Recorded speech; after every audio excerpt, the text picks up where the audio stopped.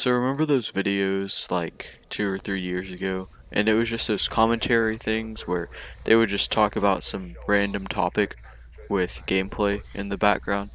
Well, I was watching one of those and I came across a video where they were playing Mirror's Edge. And I had no idea what this was. I had just seen it just in the video. So I found out its name, I looked it up, and I got it a few weeks later at a local retro game store. Alright, so here it is. It's a pretty worn out box, but it's still the original 360 Mirror's Edge. And if you open it up, there's a disc, and there's Skate 2 added. I bet that's going to be a great game. So for this review, I decided to replay Mirror's Edge. So once you start up the game, once you pick a difficulty and hit start, you have to watch this cutscene, and then it takes you to a tutorial. So in this tutorial, it shows you all these different things, and some of them are useful, others aren't, like hit shift to crouch, stuff like that.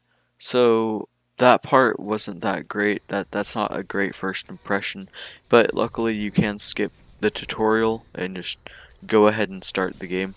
But I decided I would watch the cutscene, do the tutorial, and watch the in-game cutscene after the tutorial. You want to know how long it took me to actually play the game after I watched all that? It took me 9 minutes and 26 seconds. Just to begin the prologue, not the main game, just the prologue. So once you beat the prologue, you get into the main game, and then it starts, like 15 minutes later. But yes, I actually am a big fan of the in-game cutscene, the very first one, where you jump off onto the crane and stuff like that. That's really cool. But like that was 9 minutes and 30 seconds basically. So once you start up the game and play it all the way through, it's only about 6 hours long. That's because they play these pointless cutscenes, and maybe they're not pointless, but they're just long cutscenes. Really, just they just don't look good at all. They're just like bad animation and stuff like that. It's all 2D as well. And then they also use these really pointless animations, like turning a valve or whatever. And that animation takes about 5 seconds to do. And sometimes you have to do like 3 of them in a minute. So it gets really tiring. That's the way they were able to lengthen the game. And I mean, if you've been watching the gameplay, the graphics are still really good, even for today. I think maybe part of that is because they use a really simple color palette, and they didn't try to make it look too gritty, like Bad Company. That's the other game they released in 2008. So yeah, graphics are good. The gameplay is pretty good, except for whenever it's not. Whenever your character kind of just decides it's gonna do what it wants, and not gonna it's not gonna let you control it. So that can get pretty annoying. Sometimes the controls are kind of choppy, but for the most part, you can get into these really smooth into this really smooth rhythm, and it just flows really well, and everything comes together, and it feels great. I think one of my favorite chapters is Jackknife, since it begins with closed quarters and then it opens up to larger areas, much larger areas, like the sewers. So that was really cool. So I just talked all about, how the graphics are good and how most of the time everything flows together really well, but there's also a lot of flaws to this game. The main one is probably combat. The combat system is absolutely terrible. It's I mean it's just choppy. It's the only cool thing about the combat system is that the disarming is pretty cool. Other than that, the gunplay is really bad, and I'm glad they got rid of it in Catalyst. But they also added a couple of bosses. Actually, I think there's only 2, but the bosses are pretty bad to say the least. The first one is Ropeburn, and he's just this ex-wrestler, and you hit one button to beat this boss fight.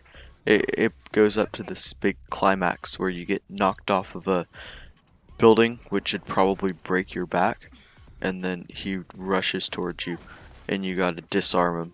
But yeah, you press one button. You just press mouse, or you hit the right mouse button at the right time, and that's it.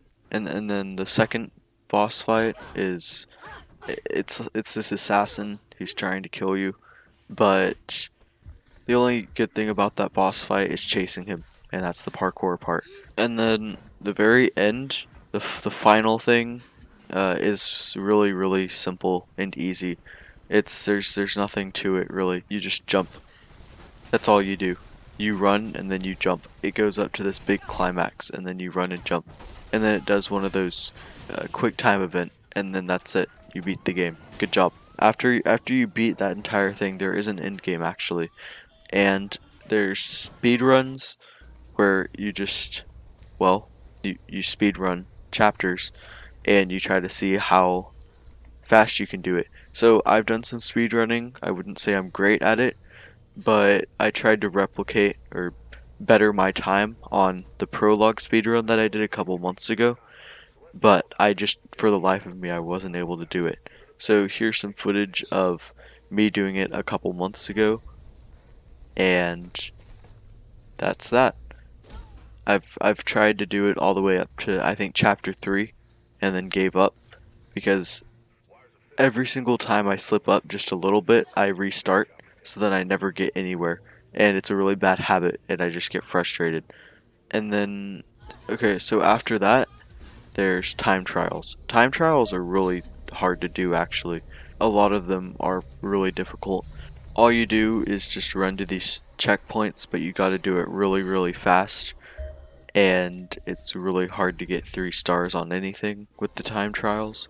But that's why they are end game things, but they're super hard to do. So after all this, I'm gonna give it. I think I'll give this game a 7 out of 10, just because the parkour is nice. It's still. I would definitely recommend getting this. It's only $5 on Steam. It'll be worth every cent if you. If you like parkour games, you're definitely gonna be into this. If you like Tomb Raider and Assassin's Creed, you'll most likely like Mirror's Edge. So, yeah, that's pretty much it. Please consider subscribing, please consider hitting the bell icon, and consider liking. I'm not a beggar. And I will see you next time. Thanks for watching.